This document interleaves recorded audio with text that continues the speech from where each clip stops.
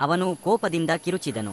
ಇಂದಿನ ನಂತರ ನೀನು ನನ್ನ ಕಣ್ಣಿಗೆ ಬಿದ್ದರೆ ನೆನಪಿಟ್ಟುಕೋ, ನನಗೆ ನೀನು, ನಿನ್ನ ಹೊಟ್ಟೆಯಲ್ಲಿ ಬೆಳೆಯುತ್ತಿರುವ ಮಗು ಇಬ್ಬರೂ ಸತ್ತವರ ಹಾಗೆ.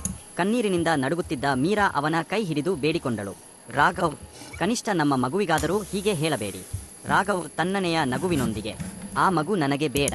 ನನ್ನ ಜೀವನದಲ್ಲಿ ಹಣಕ್ಕೆ ಮಾತ್ರ ಜಾಗ ಇದೆ, ಸಂಬಂಧಗಳಿಗೆ ಅಲ್ಲ. ಮೀರಾಳ ಹೃದಯ ಒಡೆದು ಹೋಯಿತು. ನಿಮಗಾಗಿ ನಾನು ನನ್ನ ಮನೆ, ನನ್ನ ಅಪ್ಪ ಅಮ್ಮ ಎಲ್ಲವನ್ನೂ ಬಿಟ್ಟು ಬಂದೆ. ರಾಘವ್ ನಿರ್ಲಕ್ಷ್ಯದಿಂದ ಉತ್ತರಿಸಿದ. ನಾನು ಹೇಳಿದ್ದೇನಾ ಮನೆ ಬಿಟ್ಟು ಬರಲು? ಅದು ನಿನ್ನ ಮೂರ್ಖತನ. ಈಗ ಎಲ್ಲಿಗೆ ಬೇಕಾದರೂ ಹೋಗು. ಅಷ್ಟೇ. ಒಂದೇ ಕ್ಷಣದಲ್ಲಿ ಮೀರಾಳ ಜಗತ್ತೇ ಕತ್ತಲಾಯಿತು. ಹೊಟ್ಟೆಯಲ್ಲಿದ್ದ ಮಗುವಿನ ಮೇಲೆ ಕೈ ಇಟ್ಟು ಅವಳು ನಿಧಾನವಾಗಿ ಹೇಳಿಕೊಂಡಳು. ನಾನು ಕನಸಿನಲ್ಲಿ ಕೂಡ ನಿನಗೆ ಇಂತಹ ಬದುಕು ಕೊಡಬೇಕೆಂದು ಯೋಚಿಸಿರಲಿಲ್ಲ. ಆದರೆ ಒಂದು ಮಾತು, ನನ್ನ ಉಸಿರು ಇರುವವರೆಗೂ ನಿನಗೆ ಏನೂ ಆಗಲು ಬಿಡುವುದಿಲ್ಲ. ಆಕಾಶವೇ ಕಣ್ಣೀರು ಸುರಿಸುತ್ತಿದ್ದಂತೆ ಮಳೆ ಸುರಿಯುತ್ತಿತ್ತು. ಒಂಟಿಯಾಗಿ ರಸ್ತೆಯಲ್ಲಿ ನಡೆಯುತ್ತಿದ್ದ ಮೀರಾಳ ಕಿವಿಗೆ ಒಂದು ಕ್ಷೀಣ ಧ್ವನಿ ಕೇಳಿಸಿತು. ಯಾರಾದರೂ ಇದ್ದೀರಾ? ನನ್ನನ್ನು ಉಳಿಸಿ. ಅವಳು ಸುತ್ತಲೂ ನೋಡಿದಳು.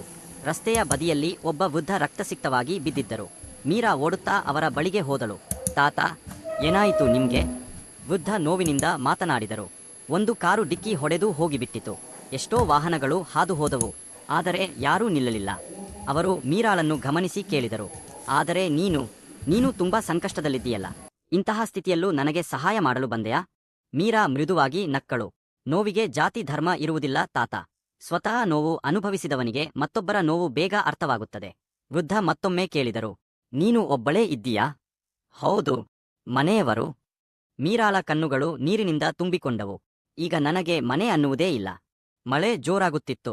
ಮೀರಾ ತನ್ನ ಬಳಿ ಇದ್ದ ಕೊನೆಯ ಒಣ ಶಾಲನ್ನು ತೆಗೆದು ವೃದ್ಧರ ಮೇಲೆ ಹೊದಿಸಿದಳು. ವೃದ್ಧ ಆಶ್ಚರ್ಯದಿಂದ ಹೇಳಿದರು. ಅದು ನಿನ್ನ ಕೊನೆಯ ಒಣ ಬಟ್ಟೆಯಲ್ಲವೇ? ಮೀರಾ ನಗುತ್ತಾ ಹೇಳಿದಳು. ಬಟ್ಟೆ ಮತ್ತೆ ಸಿಗುತ್ತದೆ, ಆದರೆ ಜೀವ ಹೋದರೆ ಮರಳಿ ಸಿಗುವುದಿಲ್ಲ. ವೃದ್ಧನ ಕಣ್ಣುಗಳು ತೇವಗೊಂಡವು. ಇವತ್ತು ಜನರು ಹಣ ಕೊಟ್ಟು ಮಾನವೀಯತೆಯನ್ನು ಖರೀದಿಸಲು ಸಾಧ್ಯವಾಗುತ್ತಿಲ್ಲ. ಆದರೆ ನೀನೇ ಆಸರೆಯಿಲ್ಲದವಳಾಗಿದ್ದರೂ ಒಬ್ಬ ಅಪರಿಚಿತನ ಜೀವ ಉಳಿಸುತ್ತಿದ್ದೀಯಾ? ಮೀರಾ ಶಾಂತವಾಗಿ ಉತ್ತರಿಸಿದಳು.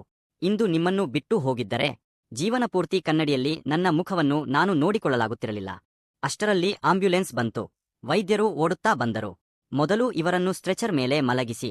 ತಲೆಗೆ ಗಂಭೀರ ಗಾಯವಾಗಿದೆ, ಎಚ್ಚರಿಕೆಯಿಂದ ತೆಗೆದುಕೊಳ್ಳಿ. ವೃದ್ಧರು ಮೀರಾಳ ಕೈ ಹಿಡಿದು ಭಾವುಕರಾಗಿ ಹೇಳಿದರು. ಮಗಳೇ, ಇಂದು ಜೀವನ ನಿನ್ನಿಂದ ಎಲ್ಲವನ್ನೂ ಕಸಿದುಕೊಂಡಿರಬಹುದು, ಆದರೆ ನೆನಪಿಟ್ಟುಕೋ, ಇಷ್ಟು ಶ್ರೀಮಂತ ಹೃದಯ ಇರುವವನನ್ನು ದೇವರು ಎಂದಿಗೂ ಶಾಶ್ವತವಾಗಿ ಬಡವನಾಗಿ ಬಿಡುವುದಿಲ್ಲ. ಆ ಮಾತು ಕೇಳಿದ ಮೀರಾಳ ಕಣ್ಣುಗಳಲ್ಲಿ ಮತ್ತೆ ಆಶಯ ಕಿರಣ ಮೂಡಿತು. ಆಂಬ್ಯುಲೆನ್ಸ್ ಆಸ್ಪತ್ರೆಗೆ ತಲುಪಿದ ತಕ್ಷಣ ವೈದ್ಯರು ಇಬ್ಬರನ್ನೂ ತುರ್ತು ಚಿಕಿತ್ಸಾ ವಿಭಾಗಕ್ಕೆ ಕರೆದೊಯ್ದರು. ಒಬ್ಬ ನರ್ಸ್ ಆತಂಕದಿಂದ ಕೂಗಿದಳು. ಬೇಗ ಈ ಗರ್ಭಿಣಿಯನ್ನು ಒಳಗೆ ಕರೆದುಕೊಂಡು ಬನ್ನಿ. ವೈದ್ಯರು ಮೀರಾಳನ್ನು ಪರೀಕ್ಷಿಸಿ ಸಮಾಧಾನಪಡಿಸಿದರು. ಭಯಪಡಬೇಡಿ, ನೀವು ಮತ್ತು ನಿಮ್ಮ ಮಗು ಇಬ್ಬರೂ ಸುರಕ್ಷಿತರಾಗಿದ್ದೀರಿ. ಆ ಮಾತು ಕೇಳುತ್ತಿದ್ದಂತೆ ಮೀರಾಳ ಕಣ್ಣುಗಳಲ್ಲಿ ಕಣ್ಣೀರು ಹರಿಯಿತು. ಮನಸ್ಸಿನಲ್ಲೇ ದೇವರನ್ನು ನೆನೆದು ಅವಳು ಹೇಳಿಕೊಂಡಳು. ದೇವರೇ, ನನ್ನ ಪರೀಕ್ಷೆ ಇನ್ನೂ ಮುಗಿದಿಲ್ಲ ಅನ್ನಿಸುತ್ತಿದೆ. ಒಬ್ಬ ನರ್ಸ್ ಮೃದುವಾಗಿ ಕೇಳಿದಳು. ನಿಮ್ಮ ಮನೆಯವರಲ್ಲಿ ಯಾರಿಗಾದರೂ ಕರೆ ಮಾಡಬೇಕೇ? ಮೀರಾ ದುಗಕದಿಂದ ತಲೆ ತಗ್ಗಿಸಿದಳು. ನನ್ನವರಾಗಿದ್ದವರನ್ನೆಲ್ಲ ನಾನು ಕಳೆದುಕೊಂಡಿದ್ದೇನೆ. ಮರುದಿನ ಬೆಳಗ್ಗೆ ವೃದ್ಧನು ಮೀರಾಳನ್ನು ನೋಡಲು ಆಸ್ಪತ್ರೆಗೆ ಬಂದರು. ಮೀರಾ ಹಾಸಿಗೆಯ ಮೇಲೆ ಕುಳಿತಿದ್ದಳು. ವೃದ್ಧರನು ಮಮತೆಯಿಂದ ಕೇಳಿದರು. ಹೇಗಿದ್ದೀಯಾ ಮಗಳೇ? ಮೊದಲುಗಿಂತ ಸ್ವಲ್ಪ ಚೆನ್ನಾಗಿದ್ದೀನಿ. ವೃದ್ಧರು ಅವಳ ಮುಖವನ್ನು ಗಮನಿಸಿ ಹೇಳಿದರು. ಆದರೆ ನಿನ್ನ ಕಣ್ಣುಗಳು ಹೇಳುತ್ತಿವೆ, ಮನಸ್ಸಿನ ನೋವು ಇನ್ನೂ ಕಡಿಮೆಯಾಗಿಲ್ಲ. ಮೀರಾ ಮೌನವಾಗಿಯೇ ಕುಳಿತಿದ್ದಳು. ಸ್ವಲ್ಪ ಹೊತ್ತಿನ ನಂತರ ವೃದ್ಧನೂ ಹೇಳಿದರು. ಮನಸ್ಸಿದ್ದರೆ ನನಗೆ ಹೇಳಬಹುದು. ಮೀರಾ ದೀರ್ಘ ನಿಟ್ಟುಸಿರು ಬಿಟ್ಟಳು. ನನ್ನ ತಪ್ಪು ಒಂದೇ, ಆದರೆ ಅದೇ ನನ್ನ ಇಡೀ ಜೀವನವನ್ನು ಬದಲಿಸಿಬಿಟ್ಟಿತು. ವೃದ್ಧನು ಮಂದಹಾಸ ಮಾಡಿದರು. ಒಂದು ಅವಕಾಶ ಕೊಡುತ್ತೀಯಾ? ಮೀರಾ ಆಶ್ಚರ್ಯದಿಂದ ನೋಡಿದಳು. ನಾನು ಅಪರಿಚಿತರೊಂದಿಗೆ ಮಾತನಾಡುವುದಿಲ್ಲ. ವೃದ್ಧರೂ ನಕ್ಕು ಹೇಳಿದರು. ಹಾಗಾದರೆ ಮೊದಲು ನಿನ್ನವನಾಗಿ ಬಿಡುತ್ತೇನೆ. ಆ ಮಾತು ಮೀರಾಳ ಮನಸ್ಸಿಗೆ ಸ್ಪರ್ಶಿಸಿತು. ಮೀರಾಳ ನೆನಪುಗಳು ಅವಳನ್ನು ಹಳೆಯ ದಿನಗಳಿಗೆ ಕರೆದೊಯ್ದವು. ರಾಘವ್ ಮೊದಲ ಬಾರಿ ಅವಳನ್ನು ನೋಡಿದ ದಿನ. ಅವನು ಪ್ರೀತಿಯಿಂದ ಹೇಳಿದ, ನನ್ನ ಬಳಿ ಅಪಾರ ಹಣ ಇಲ್ಲ, ಆದರೆ ಜೀವನಪೂರ್ತಿ ನಿನ್ನ ಜೊತೆ ಇರುತ್ತೇನೆ. ಮೀರಾ ನಗುತ್ತಾ ಉತ್ತರಿಸಿದ್ದಳು. ನನಗೆ ಶ್ರೀಮಂತಿಕೆ ಬೇಡ, ನಿಜವಾದ ಜೊತೆಯೇ ಸಾಕು. ಆದರೆ ಆ ಪ್ರೀತಿಯನ್ನು ಮೀರಾಳ ತಂದೆ ಒಪ್ಪಲಿಲ್ಲ. ಅವರು ಕೋಪದಿಂದ ಹೇಳಿದರು. ಆ ಹುಡುಗನನ್ನು ಮರೆತು ಬಿಡು. ಮೀರಾ ಕಣ್ಣೀರಿನಿಂದ ಕೇಳಿದಳು. ನೀವು ಅವರನ್ನು ಸರಿಯಾಗಿ ತಿಳಿದುಕೊಂಡೇ ಇಲ್ಲ. ತಂದೆ ಗಂಭೀರವಾಗಿ ಉತ್ತರಿಸಿದರು. ಹಣವನ್ನೇ ಪ್ರೀತಿಸುವವನಿಗೆ ಮನುಷ್ಯರನ್ನು ಪ್ರೀತಿಸಲು ಸಾಧ್ಯವಿಲ್ಲ. ತಾಯಿ ಮಗಳ ತಲೆಯ ಮೇಲೆ ಕೈ ಇಟ್ಟು ಹೇಳಿದರು. ಮಗಳೇ, ಕೆಲವೊಮ್ಮೆ ತಂದೆ ತಾಯಿಗಳು ನಿನ್ನ ಕನಸುಗಳನ್ನು ಒಡೆಯುವುದಿಲ್ಲ, ನಿನ್ನ ಭವಿಷ್ಯವನ್ನು ಉಳಿಸುತ್ತಾರೆ. ಆದರೆ ಪ್ರೀತಿಯಲ್ಲಿ ಮುಳುಗಿದ್ದ ಮೀರಾ ಯಾರ ಮಾತನ್ನೂ ಕೇಳಲಿಲ್ಲ. ಆ ರಾತ್ರಿ ರಾಘವ್ ಅವಳ ಕೈ ಹಿಡಿದು ಹೇಳಿದ, ಮನೆಯವರು ಒಪ್ಪದಿದ್ದರೆ ನನ್ನ ಜೊತೆಗೆ ಬಾ. ಮೀರಾ ಭಯದಿಂದ ಕೇಳಿದಳು. ನನಗೆ ತುಂಬಾ ಭಯವಾಗುತ್ತಿದೆ. ರಾಘವ್ ಭರವಸೆ ನೀಡಿದ. ನಾನು ಇದ್ದೇನೆ. ಸಾಯುವವರೆಗೂ ನಿನ್ನನ್ನು ಬಿಟ್ಟು ಹೋಗುವುದಿಲ್ಲ. ಇದು ನನ್ನ ಪ್ರಾಣಕ್ಕಿಂತ ದೊಡ್ಡ ವಚನ. ಆ ಮಾತನ್ನು ನಂಬಿ ಆ ರಾತ್ರಿ ಮೀರಾ ಮನೆ ಬಿಟ್ಟು ಹೊರಟಳು. ಆದರೆ ಅವಳು ಮನೆ ಮಾತ್ರವಲ್ಲ, ತನ್ನ ತಂದೆ ತಾಯಿಯ ನಂಬಿಕೆಯನ್ನು ಕೂಡ ಹಿಂದೆ ಬಿಟ್ಟು ಬಂದಿದ್ದಳು. ಈಗ ಆಸ್ಪತ್ರೆಯ ಹಾಸಿಗೆಯ ಮೇಲೆ ಮಲಗಿದ್ದ ಮೀರಾ ಆ ದಿನಗಳನ್ನು ನೆನೆದು ಕಣ್ಣೀರು ಹಾಕುತ್ತಿದ್ದಳು. ಅವಳ ಮನಸ್ಸಿನಲ್ಲಿ ಒಂದೇ ಪ್ರಶ್ನೆ, ನನ್ನ ಜೀವನ ಮತ್ತೆ ಯಾವಾಗ ಬೆಳಕನ್ನು ಕಾಣುತ್ತದೆ? ಆಸ್ಪತ್ರೆಯಲ್ಲಿ 2 ದಿನಗಳ ನಂತರ ವೈದ್ಯರು ಮೀರಾಳ ಆರೋಗ್ಯ ಸುಧಾರಿಸಿದೆ ಎಂದು ತಿಳಿಸಿದರು. ಆದರೆ ಆಸ್ಪತ್ರೆಯ ಸಂಪೂರ್ಣ ವೆಚ್ಚವನ್ನು ಯಾರು ಭರಿಸಿದ್ದಾರೆ ಎಂಬುದು ಅವಳಿಗೆ ಅರ್ಥವಾಗಲಿಲ್ಲ. ಅವಳು ನರ್ಸ್ನು ಕೇಳಿದಳು, ನಾನು ಈಗ ಈ ಆಸ್ಪತ್ರೆಯ ಬಿಲ್ ಪಾವತಿಸಲು ಸಾಧ್ಯವಿಲ್ಲ. ನರ್ಸ್ ನಗುತ್ತಾ ಉತ್ತರಿಸಿದಳು, ನಿಮ್ಮ ಸಂಪೂರ್ಣ ಬಿಲ್ ಈಗಾಗಲೇ ಪಾವತಿಯಾಗಿದೆ. ಮೀರಾ ಆಶ್ಚರ್ಯದಿಂದ ಕೇಳಿದಳು, ಯಾರು ಪಾವತಿಸಿದರು? ಅವರು ತಮ್ಮ ಹೆಸರು ಹೇಳಬೇಡಿ ಎಂದು ತಿಳಿಸಿದ್ದಾರೆ.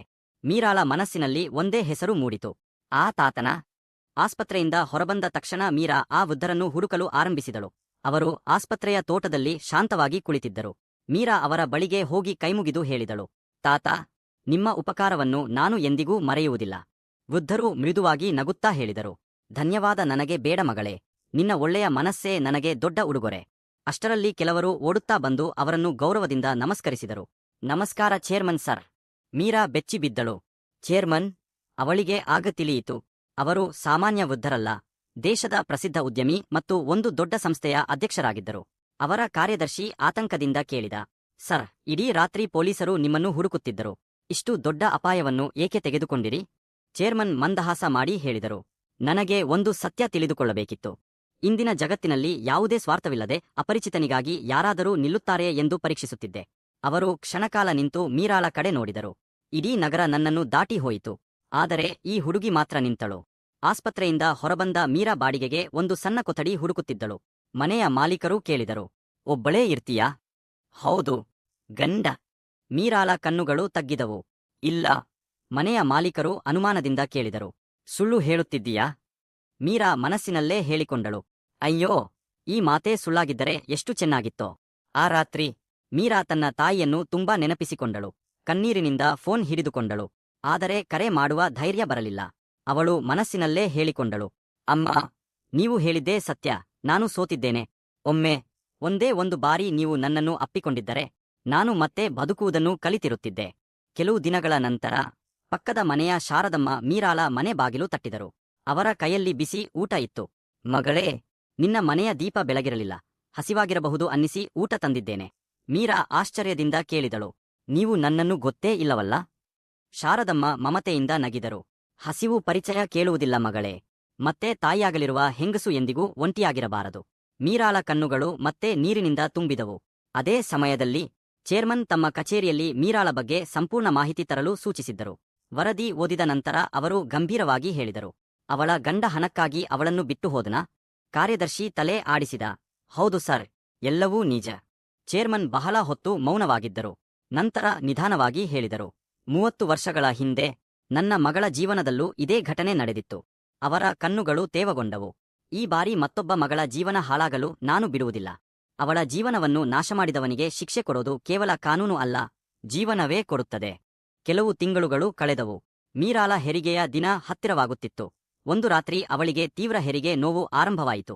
ಪಕ್ಕದ ಮನೆಯ ಶಾರದಮ್ಮ ಗಾಬರಿಯಿಂದ ಕೂಗಿದರು, ದೇವರೇ, ಮೀರಾಗೆ ಹೆರಿಗೆ ನೋವು ಶುರುವಾಗಿದೆ, ಬೇಗ ಆಂಬ್ಯುಲೆನ್ಸ್ಗೆ ಕರೆ ಮಾಡಿ. ಕೆಲವೇ ನಿಮಿಷಗಳಲ್ಲಿ ಆಂಬ್ಯುಲೆನ್ಸ್ ಬಂತು. ಮೀರಾಳನ್ನು ತಕ್ಷಣ ಆಸ್ಪತ್ರೆಗೆ ಕರೆದೊಯ್ಯಲಾಯಿತು. ವೈದ್ಯರು ಕೇಳಿದರು, ರೋಗಿಯ ಜೊತೆ ಯಾರು ಇದ್ದಾರೆ?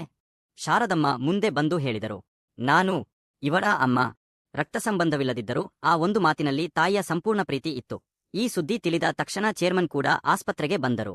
ಕಾರ್ಯದರ್ಶಿ ಹೇಳಿದರು, ಸರ್, ನಿಮ್ಮ ಆರೋಗ್ಯ ಸರಿಯಿಲ್ಲ, ನೀವು ವಿಶ್ರಾಂತಿ ತೆಗೆದುಕೊಳ್ಳಬೇಕಿತ್ತು. ಚೇರ್ಮನ್ ದೃಢವಾಗಿ ಉತ್ತರಿಸಿದರು, ನನ್ನ ಜೀವ ಉಳಿಸಲು ತನ್ನ ಜೀವವನ್ನೇ ಪಣಕ್ಕಿಟ್ಟ ಮಗಳ ಬದುಕಿನ ಅತಿ ಕಷ್ಟದ ದಿನದಲ್ಲಿ ನಾನು ಮನೆಯಲ್ಲೇ ಕುಳಿತುಕೊಳ್ಳಲಾರೆ. ಶಸ್ತ್ರಚಿಕಿತ್ಸೆ ಆರಂಭವಾಗುವ ಮೊದಲು ವೈದ್ಯರು ಹೇಳಿದರು, ಕೆಲವು ದಾಖಲೆಗಳಿಗೆ ಸಹಿ ಬೇಕು. ರೋಗಿಯ ಪರವಾಗಿ ಯಾರು ಸಹಿ ಮಾಡುತ್ತಾರೆ? ಮೀರಾಳಿಗೆ ಸಹಿ ಮಾಡುವವರು ಯಾರೂ ಇರಲಿಲ್ಲ. ಆ ಕ್ಷಣ ಚೇರ್ಮನ್ ಮುಂದೆ ಬಂದು ಹೇಳಿದರು, ಆ ದಾಖಲೆಗಳನ್ನು ನನಗೆ ಕೊಡಿ. ವೈದ್ಯರು ಆಶ್ಚರ್ಯದಿಂದ ಕೇಳಿದರು, ಆದರೆ ನೀವು? ಚೇರ್ಮನ್ ಮೃದುವಾಗಿ ನಗುತ್ತಾ ಉತ್ತರಿಸಿದರು, ಇಂದಿನಿಂದ ನಾನು ಅವಳವನಾಗಿದ್ದೇನೆ. ಹಲವು ಗಂಟೆಗಳ ನಂತರ ಆಪರೇಷನ್ ಥಿಯೇಟರ್ನ ಬಾಗಿಲು ತೆರೆದಿತು. ವೈದ್ಯರು ನಗುತ್ತಾ ಹೊರಬಂದರು. ಅಭಿನಂದನೆಗಳು, ಹೆಣ್ಣು ಮಗು ಹುಟ್ಟಿದೆ. ಮೀರಾಳ ಕಣ್ಣುಗಳಲ್ಲಿ ಸಂತೋಷದ ಕಣ್ಣೀರು ತುಂಬಿತು.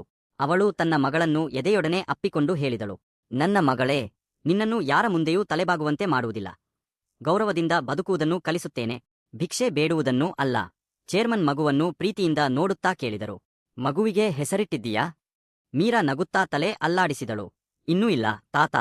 ಚೇರ್ಮನ್ ಕಣ್ಣೀರನ್ನು ತಡೆದುಕೊಂಡು ಹೇಳಿದರು, ನನಗೆ ಹಕ್ಕು ಕೊಟ್ಟರೆ ಈ ಮಗುವಿಗೆ ನಾನು ಹೆಸರು ಇಡಲು ಇಷ್ಟಪಡುತ್ತೇನೆ. ಖಂಡಿತ ತಾತ. ಚೇರ್ಮನ್ ಮಗುವನ್ನು ಮಡಿಲಿಗೆತ್ತಿಕೊಂಡು ಹೇಳಿದರು, ಇವಳ ಹೆಸರು ಆಶಾ. ಏಕೆಂದರೆ ಇವಳು ನಿನ್ನ ಬದುಕಿನ ಆಶೆಯಷ್ಟೇ ಅಲ್ಲ, ಒಡೆದು ಹೋದ ಅನೇಕ ಬದುಕುಗಳಿಗೆ ಹೊಸ ಭರವಸೆಯಾಗಲಿದ್ದಾಳೆ. ಕೆಲವು ದಿನಗಳ ನಂತರ ಕಾರ್ಯದರ್ಶಿ ಕೇಳಿದರು, ಸರ್, ನೀವು ಮೀರಾಗೆ ನಿಮ್ಮ ನಿಜವಾದ ಪರಿಚಯವನ್ನು, ಇಷ್ಟು ಸಹಾಯ ಮಾಡುತ್ತಿರುವ ಕಾರಣವನ್ನು ಏಕೆ ಹೇಳುತ್ತಿಲ್ಲ? ಚೇರ್ಮನ್ ಶಾಂತವಾಗಿ ಉತ್ತರಿಸಿದರು, ಬಹುಮಾನ ಸಿಕ್ಕ ನಂತರ ಬದಲಾಗುವ ಒಳ್ಳೆಯತನ ನಿಜವಾದ ಒಳ್ಳೆಯತನವಲ್ಲ. ನಾನು ಇನ್ನೂ ಮೀರಾಳ ವ್ಯಕ್ತಿತ್ವವನ್ನು ಪರೀಕ್ಷಿಸುತ್ತಿದ್ದೇನೆ. ಇದೇ ಸಮಯದಲ್ಲಿ ರಾಘವ್ ತನ್ನ ಹೊಸ ಜೀವನವನ್ನು ಆರಂಭಿಸಿದ್ದ. ಒಬ್ಬ ಶ್ರೀಮಂತ ಮನೆಯ ಹುಡುಗಿಯೊಂದಿಗೆ ಅವನ ನಿಶ್ಚಿತಾರ್ಥವಾಗಿತ್ತು. ಅಷ್ಟರಲ್ಲಿ ಅವನಿಗೆ ಅಪರಿಚಿತ ವ್ಯಕ್ತಿಯಿಂದ ಒಂದು ಕರೆ ಬಂತು. ಅಭಿನಂದನೆಗಳು ರಾಘವ್, ನೀನು ಮತ್ತೆ ತಂದೆಯಾಗಿದ್ದೀಯಾ? ರಾಘವ್ ಬೆಚ್ಚಿಬಿದ್ದು ಕೇಳಿದ, ಯಾರು ಮಾತನಾಡುತ್ತಿರುವುದು? ಆ ಧ್ವನಿ ಉತ್ತರಿಸಿತು, ಸಾಯಲು ಬಿಟ್ಟು ಹೋದ ಆ ಹೆಂಗಸು ಇನ್ನೂ ಬದುಕಿದ್ದಾಳೆ. ಅವಳು ಹೆಣ್ಣು ಮಗುವಿಗೆ ಜನ್ಮ ನೀಡಿದ್ದಾಳೆ. ರಾಘವ್ ಮುಖ ಬಿಳಿಬಣ್ಣವಾಯಿತು. ಅವಳು ಬದುಕಿದ್ದರೆ ನನ್ನ ಹೊಸ ಜೀವನ ಹಾಳಾಗುತ್ತದೆ. ಅವನ ಮನಸ್ಸಿನಲ್ಲಿ ಮತ್ತೆ ಒಂದು ದುಷ್ಟ ಯೋಚನೆ ಹುಟ್ಟಿತು. ಈ ಬಾರಿ ಯಾವ ತಪ್ಪೂ ಆಗದಂತೆ ನೋಡಿಕೊಳ್ಳಬೇಕು. ಆದರೆ ಚೇರ್ಮನ್ ಎಲ್ಲವನ್ನೂ ಗಮನಿಸುತ್ತಿದ್ದರು. ಅವರು ನಿಧಾನವಾಗಿ ನಗುತ್ತಾ ಹೇಳಿದರು, ಬೇಟೆಗಾರನೇ ಈಗ ಬಲೆಯೊಳಗೆ ನಡೆದು ಬರುತ್ತಿದ್ದಾನೆ. ಕೆಲವು ದಿನಗಳ ನಂತರ ಚೇರ್ಮನ್ ತಮ್ಮ ಕಾರ್ಯದರ್ಶಿಯನ್ನು ಮೀರಾಳ ಮನೆಗೆ ಕಳುಹಿಸಿದರು. ಅವರು ಒಂದು ಪತ್ರವನ್ನು ಮೀರಾಳಿಗೆ ನೀಡಿದರು. ಮೀರಾ ಅದನ್ನು ಓದಿ ಆಶ್ಚರ್ಯದಿಂದ ಕೇಳಿದಳು, ಇದು ಏನು? ಒಂದು ಉದ್ಯೋಗದ ಅವಕಾಶ. ಮೀರಾ ತಕ್ಷಣ ಕೇಳಿದಳು, ಇದು ಸಹಾಯವೇ? ಕಾರ್ಯದರ್ಶಿ ನಗುತ್ತಾ ಉತ್ತರಿಸಿದರು, ಇಲ್ಲ, ಇದು ಕೇವಲ ಒಂದು ಅವಕಾಶ. ಮೀರಾ ಆತ್ಮವಿಶ್ವಾಸದಿಂದ ಹೇಳಿದಳು, ಕೆಲಸ ನನ್ನ ಪರಿಶ್ರಮದಿಂದ ಸಿಕ್ಕರೆ ಮಾತ್ರ ನಾನು ಒಪ್ಪುತ್ತೇನೆ. ಕಾರ್ಯದರ್ಶಿ ಸಂತೋಷದಿಂದ ಹೊರಟರು. ಅವರಿಗೆ ಗೊತ್ತಿತ್ತು, ಚೇರ್ಮನ್ ಹುಡುಕುತ್ತಿದ್ದ ವ್ಯಕ್ತಿತ್ವ ಇದೆ. ಕೆಲವು ದಿನಗಳ ನಂತರ ಮೀರಾಳಿಗೆ ಚೇರ್ಮನ್ರ ಕಂಪನಿಯಲ್ಲಿ ಉದ್ಯೋಗ ಸಿಕ್ಕಿತು. ಮೊದಲ ದಿನ ಕಚೇರಿಗೆ ಬಂದಾಗ ಅವಳ ಮುಖದಲ್ಲಿ ಭಯವಿರಲಿಲ್ಲ, ಬದಲಾಗಿ ಆತ್ಮವಿಶ್ವಾಸವೇ ತುಂಬಿತ್ತು. ಮ್ಯಾನೇಜರ್ ನಗುತ್ತಾ ಕೇಳಿದರು, ಮೊದಲ ದಿನ ತುಂಬಾ ಭಯವಾಗುತ್ತಿದೆಯಾ? ಮೀರಾ ಶಾಂತವಾಗಿ ಉತ್ತರಿಸಿದಳು, ಭಯವನ್ನು ನಾನು ಬಹಳ ಹಿಂದೆ ಬಿಟ್ಟು ಬಂದಿದ್ದೇನೆ. ಇದೇ ಸಮಯದಲ್ಲಿ ರಾಘವ್ ಅದೇ ಕಂಪನಿಯಲ್ಲಿ ಹಿರಿಯ ಅಧಿಕಾರಿಯಾಗಿ ಕೆಲಸ ಮಾಡುತ್ತಿದ್ದ. ಅವನಿಗೆ ಹೊಸ ಉದ್ಯೋಗಿಯ ಪರಿಚಯ ಮಾಡಿಸಲಾಯಿತು. ಮೀರಾಳನ್ನು ನೋಡಿದ ಕ್ಷಣವೇ ಅವನ ಮುಖ ಬಿಳಿಯಾಗಿಬಿಟ್ಟಿತು. ಅವನ ಬಾಯಿಂದ ಮಾತೇ ಹೊರಬರಲಿಲ್ಲ. ಮೀರಾ, ನೀನಾ? ಮೀರಾ ಶಾಂತವಾಗಿ ಉತ್ತರಿಸಿದಳು, ಗುಡ್ ಮಾರ್ನಿಂಗ್ ಸರ್. ಅವಳ ಧ್ವನಿಯಲ್ಲಿ ಕೋಪವೂ ಇರಲಿಲ್ಲ, ಪ್ರೀತಿಯೂ ಇರಲಿಲ್ಲ, ಕೇವಲ ಆತ್ಮಗೌರವ ಮಾತ್ರ ಇತ್ತು. ರಾಘವ್ ಆತಂಕದಿಂದ ಚೇರ್ಮನ್ ಬಗ್ಗೆ ವಿಚಾರಿಸಿದ, ಈ ಮಹಿಳೆಗೆ ಕೆಲಸ ಕೊಟ್ಟವರು ಯಾರು? ಅವನ ಸಹೋದ್ಯೋಗಿ ಉತ್ತರಿಸಿದ, ಚೇರ್ಮನ್ ಕಚೇರಿಯಿಂದಲೇ ವಿಶೇಷ ಅನುಮೋದನೆ ಬಂದಿದೆ. ರಾಘವ್ ಮನಸ್ಸಿನಲ್ಲಿ ಯೋಚಿಸಿದ, ಹಾಗಾದರೆ ಚೇರ್ಮನ್ಗೆ ಎಲ್ಲವೂ ಗೊತ್ತೇ? ಅದೇ ದಿನ ರಾಘವ್ ತನ್ನ ನಿಶ್ಚಿತಾರ್ಥದ ಹುಡುಗಿ ಸಾನ್ಯಾಳನ್ನು ಕಚೇರಿಗೆ ಕರೆತಂದ. ಸಾನ್ಯಾ ನಗುತ್ತಾ ಮೀರಾಳ ಬಳಿ ಬಂದು ಹೇಳಿದಳು, ನಮಸ್ಕಾರ, ನಾನು ಸಾನ್ಯಾ, ರಾಘವ್ ಅವರ ನಿಶ್ಚಿತಾರ್ಥದ ಹುಡುಗಿ. ಮೀರಾ ನಗುತ್ತಾ ಉತ್ತರಿಸಿದಳು, ಅಭಿನಂದನೆಗಳು. ಸಾನ್ಯಾ ಆಶ್ಚರ್ಯದಿಂದ ಕೇಳಿದಳು, ನಾನು ನಿಮ್ಮನ್ನು ಗುರುತಿಸದೇ ಇದ್ದರೂ ನನ್ನ ಸಂತೋಷಕ್ಕೆ ನೀವು ಹೃದಯದಿಂದ ಶುಭ ಹಾರೈಸುತ್ತಿದ್ದೀರಿ. ಮೀರಾ ನಿಧಾನವಾಗಿ ಹೇಳಿದಳು, ಇತರರ ಸಂತೋಷವನ್ನು ನೋಡಿ ನೋವುಪಡುವವರು ಎಂದಿಗೂ ನಿಜವಾಗಿ ಸಂತೋಷವಾಗಿರಲು ಸಾಧ್ಯವಿಲ್ಲ. ಆ ಮಾತು ಕೇಳಿ ಸಾನ್ಯಾಳಿಗೆ ಮೀರಾಳ ಬಗ್ಗೆ ಗೌರವ ಮೂಡಿತು. ಇತ್ತ ಚೇರ್ಮನ್ ರಾಘವ್ ವಿರುದ್ಧ ರಹಸ್ಯ ತನಿಖೆ ಆರಂಭಿಸಿದ್ದರು. ಅವನ ಖಾತೆಗಳನ್ನು ಪರಿಶೀಲಿಸಿದಾಗ ಕೋಟ್ಯಂತರ ರೂಪಾಯಿಗಳ ವಂಚನೆ ಬೆಳಕಿಗೆ ಬಂತು. ಕಾರ್ಯದರ್ಶಿ ಹೇಳಿದರು, ಸರ್, ಕಳೆದ 18 ತಿಂಗಳಲ್ಲಿ ಅನೇಕ ನಕಲಿ ಹಣ ವರ್ಗಾವಣೆಗಳು ನಡೆದಿವೆ. ಚೇರ್ಮನ್ ಗಂಭೀರವಾಗಿ ಹೇಳಿದರು, ಇನ್ನೂ ಬೇಡ, ಅವನಿಗೆ ಆಟ ತನ್ನ ಕೈಯಲ್ಲಿದೆ ಅನ್ನಿಸಲಿ. ಒಂದು ದಿನ ರಾಘವ್ ಮೀರಾಳನ್ನು ಒಬ್ಬಳೇ ನೋಡಿ ಬೆದರಿಸಲು ಪ್ರಯತ್ನಿಸಿದ. ನೀನು ಮತ್ತೆ ನನ್ನ ಜೀವನಕ್ಕೆ ಯಾಕೆ ಬಂದೆ? ಮೀರಾ ಧೈರ್ಯವಾಗಿ ಉತ್ತರಿಸಿದಳು, ನಾನು ಯಾರ ಜೀವನಕ್ಕೂ ಬಂದಿಲ್ಲ. ನೀನು ಓಡಿ ಹೋದ ದಾರಿಯಲ್ಲೇ ನಾನು ನನ್ನ ಪರಿಶ್ರಮದಿಂದ ನಡೆದು ಬಂದಿದ್ದೇನೆ. ರಾಘವ್ ಕೋಪದಿಂದ ಹೇಳಿದ, ಹಳೆಯ ವಿಷಯಗಳನ್ನು ಯಾರ ಮುಂದಾದರೂ ಹೇಳಿದರೆ ಒಳ್ಳೆಯದಾಗುವುದಿಲ್ಲ. ಮೀರಾ ಅವನ ಕಣ್ಣನ್ನೇ ನೋಡಿ ಉತ್ತರಿಸಿದಳು, ಸತ್ಯ ಹೇಳುವವರಿಗೆ ಬೆದರಿಕೆ ಬೇಡ, ಧೈರ್ಯ ಸಾಕು. ಅದೇ ಸಂಜೆ ಒಬ್ಬ ವಯಸ್ಸಾದ ಮಹಿಳೆ ಮೀರಾಳನ್ನು ಭೇಟಿಯಾಗಲು ಬಂದರು. ಅವರು ರಾಘವ್ರ ಹಳೆಯ ನೆರೆಹೊರೆಯವರಾಗಿದ್ದರು. ಅವರು ಹೇಳಿದರು, ನೀನು ಒಬ್ಬಳೇ ಅಲ್ಲ ಮಗಳೇ, ನಿನ್ನ ಮುಂಚೆಯೂ ಇಬ್ಬರು ಹುಡುಗಿಯರ ಬದುಕನ್ನು ಇದೇ ರೀತಿ ಸುಳ್ಳು ಹೇಳಿ ಹಾಳುಮಾಡಿದ್ದಾನೆ. ಮೀರಾ ಬೆಚ್ಚಿಬಿದ್ದಳು. ಏನು? ಆ ಮಹಿಳೆ ಒಂದು ಹಳೆಯ ಡೈರಿಯನ್ನು ಅವಳ ಕೈಗೆ ಕೊಟ್ಟರು. ಇದು ರಾಘವ್ ತಂದೆಯ ಡೈರಿ. ಸಾಯುವ ಮುಂಚೆ ಅವರು ನನಗೆ ಕೊಟ್ಟಿದ್ದರು. ಮೀರಾ ಅದನ್ನು ತೆರೆದು ಓದಿದಳು. ಅದರಲ್ಲೊಂದು ಸಾಲು ಅವಳ ಕಣ್ಣಿಗೆ ಬಿತ್ತು. ನನ್ನ ಮಗ ತನ್ನ ದುರಾಸೆಯನ್ನು ಬಿಟ್ಟಿರದಿದ್ದರೆ ಒಂದು ದಿನ ಎಲ್ಲವನ್ನೂ ಕಳೆದುಕೊಳ್ಳುತ್ತಾನೆ. ಮೀರಾಳಿಗೆ ಈಗ ಎಲ್ಲವೂ ಸ್ಪಷ್ಟವಾಗಿತ್ತು. ಕೆಲವು ದಿನಗಳ ನಂತರ ಚೇರ್ಮನ್ ಎಲ್ಲಾ ಸಾಕ್ಷ್ಯಗಳನ್ನು ಸಂಗ್ರಹಿಸಿ ನಿರ್ದೇಶಕರ ಸಭೆ ಕರೆದರು. ಎಲ್ಲ ಅಧಿಕಾರಿಗಳು ಸಭಾಂಗಣದಲ್ಲಿ ಕುಳಿತಿದ್ದರು. ಚೇರ್ಮನ್ ಗಂಭೀರವಾಗಿ ಹೇಳಿದರು, ಇಂದು ನಾವು ಒಂದು ಮಹತ್ವದ ವಿಷಯದ ಬಗ್ಗೆ ಮಾತನಾಡಲಿದ್ದೇವೆ. ಹಣಕಾಸು ವಿಭಾಗದ ಅಧಿಕಾರಿ ವರದಿ ಸಲ್ಲಿಸಿದರು. ಕಳೆದ 18 ತಿಂಗಳಲ್ಲಿ ಕೋಟ್ಯಂತರ ರೂಪಾಯಿಗಳ ಅಕ್ರಮ ವರ್ಗಾವಣೆ ನಡೆದಿರುವುದು ದೃಢಪಟ್ಟಿದೆ. ರಾಘವ್ ಆತಂಕದಿಂದ ಎದ್ದು ನಿಂತ. ಇದು ನನ್ನ ವಿರುದ್ಧದ ಸಂಚು, ಚೇರ್ಮನ್ ಶಾಂತವಾಗಿ ಹೇಳಿದರು. ಸಾಕ್ಷ್ಯ ತೋರಿಸಿ. ತಕ್ಷಣವೇ ವಿಡಿಯೋ ಮತ್ತು ದಾಖಲೆಗಳನ್ನು ಪ್ರದರ್ಶಿಸಲಾಯಿತು. ಸಭಾಂಗಣ ಮೌನವಾಗಿ ಬಿಟ್ಟಿತು. ಸಾನ್ಯಾ ನಡುಗುತ್ತಾ ರಾಘವ್ನು ಕೇಳಿದಳು, ಒಂದು ಪ್ರಶ್ನೆಗೆ ಉತ್ತರ ಕೊಡು. ಮೀರಾ ನಿನ್ನ ಹೆಂಡತಿಯಾಗಿದ್ದಳಾ? ರಾಘವ್ ತಲೆ ತಗ್ಗಿಸಿದ. ಹೌದು. ಸಾನ್ಯಾಳ ಕಣ್ಣೀರು ಹರಿಯಿತು. ನೀನು ಎಂದಿಗೂ ಮದುವೆಯಾಗಿಲ್ಲ ಎಂದು ಹೇಳಿದ್ದೆ. ರಾಘವ್ ಬೇಡಿಕೊಂಡ. ಎಲ್ಲವನ್ನೂ ವಿವರಿಸಬಹುದು. ಸಾನ್ಯಾ ದೃಢವಾಗಿ ಉತ್ತರಿಸಿದಳು. ಸುಳ್ಳನ್ನು ವಿವರಿಸಲಾಗುವುದಿಲ್ಲ, ಅದು ಸಿಕ್ಕಿಬೀಳುತ್ತದೆ. ಚೇರ್ಮನ್ ಎದ್ದು ನಿಂತು ಘೋಷಿಸಿದರು, ಇಂದಿನಿಂದ ರಾಘವ್ ಅವರನ್ನು ಕೆಲಸದಿಂದ ವಜಾಗೊಳಿಸಲಾಗುತ್ತದೆ. ರಾಘವ್ ಮೀರಾಳ ಕಾಲಿಗೆ ಬಿದ್ದು ಅಳತೊಡಗಿದ. ಮೀರಾ, ನನ್ನನ್ನು ಕ್ಷಮಿಸು. ಮೀರಾ ಶಾಂತವಾಗಿ ಉತ್ತರಿಸಿದಳು, ತಪ್ಪು ಒಮ್ಮೆ ಆಗುತ್ತದೆ. ಆದರೆ ನೀನು ಅದನ್ನೇ ನಿನ್ನ ಅಭ್ಯಾಸ ಮಾಡಿಕೊಂಡೆ. ಕೆಲವು ಸಂಬಂಧಗಳು ಒಡೆಯುವುದಿಲ್ಲ, ಸತ್ತು ಹೋಗುತ್ತವೆ. ಸತ್ತ ಸಂಬಂಧಗಳು ಮತ್ತೆ ಜೀವಿಸುವುದಿಲ್ಲ. ರಾಘವ್ ಕೆಲಸ ಕಳೆದುಕೊಂಡು ತಲೆ ತಗ್ಗಿಸಿ ನಿಂತಿದ್ದ. ಅವನ ಕಣ್ಣಲ್ಲಿ ಮೊದಲ ಬಾರಿಗೆ ನಿಜವಾದ ಪಶ್ಚಾತ್ತಾಪ ಕಾಣಿಸುತ್ತಿತ್ತು. ಚೇರ್ಮನ್ ಮೀರಾಳ ಕಡೆ ನೋಡಿ ಹೇಳಿದರು, ಮಗಳೇ, ಇಂದಿಗೂ ನೀನು ಬಯಸಿದರೆ ಅವನಿಂದ ಸೇಡು ತೀರಿಸಿಕೊಳ್ಳಬಹುದು. ಮೀರಾ ಶಾಂತವಾಗಿ ಮಂದಹಾಸ ಮಾಡಿದಳು. ನಾನು ಅವನಂತಾಗುವ ದಿನವೇ ನನ್ನ ಸೋಲು. ನನಗೆ ಸೇಡು ಬೇಡ, ನನ್ನ ಮಗಳ ಭವಿಷ್ಯ ಮುಖ್ಯ. ಚೇರ್ಮನ್ ಭಾವುಕರಾದರು. ಇಂದು ನೀನು ನನಗೆ ನನ್ನ ಕಳೆದುಹೋದ ಮಗಳನ್ನು ಮಾತ್ರ ನೆನಪಿಸಲಿಲ್ಲ, ಅವಳ ಬಗ್ಗೆ ಮತ್ತೆ ಹೆಮ್ಮೆಪಡುವುದನ್ನು ಕಲಿಸಿದೆ. ಅಷ್ಟರಲ್ಲಿ ಕಂಪನಿಯ ಕಾರ್ಯದರ್ಶಿ ಸಂತೋಷದಿಂದ ಒಳಗೆ ಬಂದರು. ಸರ್, ಒಂದು ದೊಡ್ಡ ಸುದ್ದಿ. ಚೇರ್ಮನ್ ಕೇಳಿದರು, ಏನಾಯಿತು? ಕಾರ್ಯದರ್ಶಿ ಉತ್ಸಾಹದಿಂದ ಹೇಳಿದರು, ವಿದೇಶದ ಕಂಪನಿಯಿಂದ ನಮ್ಮ ಅತಿದೊಡ್ಡ ಪ್ರಾಜೆಕ್ಟ್ಗೆ ಅನುಮೋದನೆ ಬಂದಿದೆ. ಆ ಪ್ರಾಜೆಕ್ಟ್ನ ಹೊಸ ನಿರ್ದೇಶಕಿಯಾಗಿ ಮೀರಾಳನ್ನು ನೇಮಕ ಮಾಡಿದ್ದಾರೆ. ಎಲ್ಲರೂ ಜೋರಾಗಿ ಚಪ್ಪಾಳೆ ತಟ್ಟಿದರು. ರಾಘವ್ ತಲೆ ತಗ್ಗಿಸಿ ನಿಂತಿದ್ದ.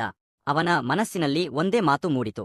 ಒಂದು ಕಾಲದಲ್ಲಿ ಭಾರವೆಂದು ನಾನು ಬಿಟ್ಟು ಹೋದ ಹೆಂಗಸು ಇಂದು ನನ್ನ ಕನಸಿಗೂ ಮೀರಿದ ಎತ್ತರಕ್ಕೆ ಬೆಳೆದಿದ್ದಾಳೆ. ಕೆಲವು ದಿನಗಳ ನಂತರ ಕಂಪನಿಯಲ್ಲಿ ಮೀರಾಳನ್ನು ಗೌರವಿಸುವ ವಿಶೇಷ ಕಾರ್ಯಕ್ರಮ ಆಯೋಜಿಸಲಾಯಿತು. ವೇದಿಕೆಯ ಮೇಲೆ ಚೇರ್ಮನ್ ನಿಂತು ಮಾತನಾಡಲು ಆರಂಭಿಸಿದರು. ಇಂದು ನಾವು ಕೇವಲ ಒಬ್ಬ ಹೊಸ ನಿರ್ದೇಶಕಿಯನ್ನು ಸ್ವಾಗತಿಸುತ್ತಿಲ್ಲ, ಒಂದು ಹೊಸ ಚಿಂತನೆಗೆ, ಹೊಸ ಬದುಕಿಗೆ ಮತ್ತು ಒಬ್ಬ ಹೆಣ್ಣಿನ ಆತ್ಮಗೌರವಕ್ಕೆ ಗೌರವ ಸಲ್ಲಿಸುತ್ತಿದ್ದೇವೆ. ಚಪ್ಪಾಳೆಗಳ ಸದ್ದು ಸಭಾಂಗಣವನ್ನು ತುಂಬಿತು. ಚೇರ್ಮನ್ ಮೀರಾಳ ಕಡೆ ತಿರುಗಿ ಕೇಳಿದರು, ನಾನು ನಿನ್ನನ್ನು ಮೊದಲ ಬಾರಿ ಎಲ್ಲಿ ನೋಡಿದ್ದೆ ಎಂಬುದು ನೆನಪಿದೆಯಾ? ಮೀರಾ ನಗುತ್ತಾ ಉತ್ತರಿಸಿದಳು, ಆ ಮಳೆ ಸುರಿದ ರಾತ್ರಿ. ಚೇರ್ಮನ್ ತಲೆ ಆಡಿಸಿದರು, ಇಲ್ಲ, ಆ ರಾತ್ರಿ ನಾನು ಒಬ್ಬ ಹೆಣ್ಣನ್ನು ನೋಡಲಿಲ್ಲ, ಒಬ್ಬ ಶ್ರೇಷ್ಠ ವ್ಯಕ್ತಿತ್ವವನ್ನು ನೋಡಿದೆ. ತನ್ನ ಬಳಿ ಏನೂ ಇಲ್ಲದಿದ್ದರೂ ಒಬ್ಬ ಅಪರಿಚಿತನ ಜೀವ ಉಳಿಸಿದವಳನ್ನು ನೋಡಿದೆ. ಆದರೆ ಎಲ್ಲವೂ ಇದ್ದವರು ತಮ್ಮ ಕಾರಿನ ಕಿಟಕಿಯನ್ನು ತೆಗೆಯಲಿಲ್ಲ. ಇಡೀ ಸಭಾಂಗಣ ಎದ್ದು ನಿಂತು ಚಪ್ಪಾಳೆ ತಟ್ಟಿತು. ಚೇರ್ಮನ್ ತಮ್ಮ ಜೇಬಿನಿಂದ ಒಂದು ಹಳೆಯ ರುಮಾಲನ್ನು ಹೊರತೆಗೆದರು. ಅದನ್ನು ನೋಡಿ ಮೀರಾಳಿಗೆ ಆಶ್ಚರ್ಯವಾಯಿತು. ಅವರು ಹೇಳಿದರು, ಆ ರಾತ್ರಿ ನೀನು ನನ್ನ ತಲೆಯ ಗಾಯಕ್ಕೆ ಕಟ್ಟಿದ ಬಟ್ಟೆಯನ್ನು ನಾನು ಇಂದಿಗೂ ಜೋಪಾನವಾಗಿ ಇಟ್ಟುಕೊಂಡಿದ್ದೇನೆ. ಮೀರಾಳ ಕಣ್ಣುಗಳು ನೀರಿನಿಂದ ತುಂಬಿದವು. ಚೇರ್ಮನ್ ಭಾವುಕರಾಗಿ ಹೇಳಿದರು, ನನಗೂ ಒಬ್ಬ ಮಗಳು ಇದ್ದಳು. ಅವಳು ತಪ್ಪು ಮನುಷ್ಯನನ್ನು ನಂಬಿದ್ದಳು. ನಾನು ಅವಳನ್ನು ಉಳಿಸಿಕೊಳ್ಳಲಿಲ್ಲ. ಆ ದಿನ ನಾನು ಮಗಳನ್ನು ಮಾತ್ರವಲ್ಲ, ನನ್ನ ಇಡೀ ಜಗತ್ತನ್ನೇ ಕಳೆದುಕೊಂಡೆ. ಸ್ವಲ್ಪ ಹೊತ್ತು ಮೌನವಾಗಿ ನಿಂತು ಅವರು ಮೀರಾಳ ಕಡೆ ಕೈ ಚಾಚಿದರು. ಆದರೆ ಆ ಮಳೆರಾತ್ರಿಯಲ್ಲಿ ದೇವರು ನನ್ನ ಮಗಳನ್ನು ಮತ್ತೆ ನನಗೆ ಹಿಂತಿರುಗಿಸಿದ. ಇಂದಿನಿಂದ ನೀನು ನನ್ನ ಮಗಳು. ಮೀರಾ ಭಾವುಕರಾಗಿ ಅವರ ಕಾಲಿಗೆ ಬೀಳಲು ಮುಂದಾದಳು. ಚೇರ್ಮನ್ ತಕ್ಷಣ ಅವಳನ್ನು ಎಬ್ಬಿಸಿ ಎದೆಯೊಡನೆ ಅಪ್ಪಿಕೊಂಡರು. ಮಗಳುಗಳು ಕಾಲಿಗೆ ಬೀಳುವುದಿಲ್ಲ, ಅವರು ತಂದೆಯ ಎದೆಯಲ್ಲಿ ಸ್ಥಾನ ಪಡೆಯುತ್ತಾರೆ. ಇಡೀ ಸಭಾಂಗಣ ಕಣ್ಣೀರಿನಿಂದ ತುಂಬಿತು. ಅಷ್ಟರಲ್ಲಿ ಪುಟ್ಟ ಆಶಾ ಓಡುತ್ತಾ ಬಂದು ಕೇಳಿದಳು, ಅಮ್ಮ, ತಾತ ಯಾಕೆ ಅಳುತ್ತಿದ್ದಾರೆ?